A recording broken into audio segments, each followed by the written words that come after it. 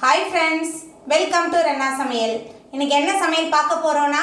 ரொம்ப சுவையான கத்திரிக்காய் அவரக்காய் சாம்பார் பார்க்க போறோம் ரொம்ப எளிமையான முறையில் இந்த கத்திரிக்காய் அவரக்காய் சாம்பாரை செஞ்சு முடிச்சிரலாம் சாதத்தோட கொஞ்சமா நெய் விட்டு கலந்து சாப்பிடுறதுக்கு இந்த சாம்பார் ரொம்ப அட்டகாசமா இருக்கும் குழந்தைகளுக்கு ஸ்கூலுக்கு லஞ்சுக்கு சூப்பரா இந்த சாம்பாரை கொடுத்து விடலாம் அந்த சுவையான எளிமையான கத்திரிக்காய் அவரக்காய் சாம்பார் எப்படி செய்யறதுன்னு வாங்க பார்த்துடலாம் சாம்பார் பண்றதுக்கு 3 டேபிள் ஸ்பூன் எண்ணெய் சேர்த்துடலாம் எண்ணெய் சேர்த்து எண்ணெய் நல்லா சூடாகி வரட்டும் எண்ணெய் நல்லா சூடாகி வந்துட்டு இதில் 1 டீஸ்பூன் கடுகு சேர்த்துடலாம் கடுகு சேர்த்து கடுகு நல்லா பொரிய ஆரம்பிச்சிருச்சு 15 போல் சின்ன வெங்காயத்தை பொடியாக நறுக்கி வச்சுருக்கேன் சின்ன வெங்காயம் சேர்த்துடலாம் அது கூடவே ஒரு தக்காளி பழம் வெங்காயம் தக்காளி ரெண்டையும் நல்லா வதக்கிடலாம்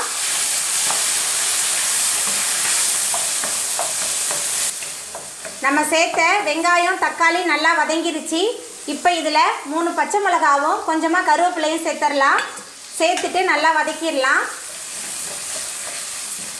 நம்ம சேர்த்த பச்சை மிளகாவும் கருவேப்பிலையும் நல்லா வதங்கி வந்துருச்சு இப்போ இதில் காயெல்லாம் சேர்த்துடலாம் ஒரு கத்திரிக்காவும் 7 அவரைக்காவும் நறுக்கி வச்சுருக்கேன் இப்போ அதை சேர்த்துடலாம் கத்திரிக்காவும் அவரைக்காவும் உள்ளே சேர்த்துட்டு நல்லா வதக்கிடலாம் இந்த எண்ணெயிலேயே கத்திரிக்காவும் அவரைக்காவும் நல்லா வதங்கணும் நல்லா வதங்கி வரும்போது நம்மளோட சாம்பார் நல்ல சுவையாக இருக்கும் நல்லா வதக்கிடலாம் நம்ம சேர்த்த காயெல்லாம் எண்ணெயில் நல்லா வதங்கி வந்துருச்சு இப்போ இதில் மஞ்சத்தூள் 1 டேபிள் ஸ்பூன் சேர்த்துடலாம் அது கூடவே 2 டேபிள் ஸ்பூன் சாம்பார் தூள் குழம்புக்கு தேவையான அளவுக்கு உப்பு எல்லாத்தையும் சேர்த்துட்டு நல்லா வதக்கலாம் நம்ம சேர்த்த சாம்பார் தூள் காய் எல்லாமே நல்லா வதங்கி வந்துருச்சு இப்போ இதில் சின்ன நெல்லிக்காய் சைஸ் அளவுக்கு புளியை தண்ணியில் ஊற வச்சு கரைச்சி வச்சுருக்கேன் இப்போ புளி தண்ணி சேர்த்துடலாம் புளி தண்ணி சேர்த்துட்டு நல்லா கலந்து விட்டுடலாம் கலந்து விட்டாச்சு இப்போ காய் வேகிறதுக்கு தேவையான அளவுக்கு தண்ணி சேர்த்துடலாம் தண்ணி சேர்த்தாச்சு காயெலாம் நல்லா வெந்து வரட்டும் நம்ம சேர்த்த மசாலா புளி தண்ணி எல்லாமே நல்லா கொதிச்சு காயும் நல்லா வெந்து வந்துருச்சு இப்போ வேக வச்ச துவரம்பருப்பை உள்ளே சேர்த்துடலாம் துவரம்பருப்பு வேக வைக்கும் போதே கொஞ்சமாக மஞ்சத்தூள் சேர்த்து வேக வச்சுருக்கேன் உள்ளே சேர்த்தாச்சு நல்லா கலந்து விட்டுடலாம் இப்போ பருப்பு காய் எல்லாமே சேர்ந்து நல்லா கொதித்து வரட்டும்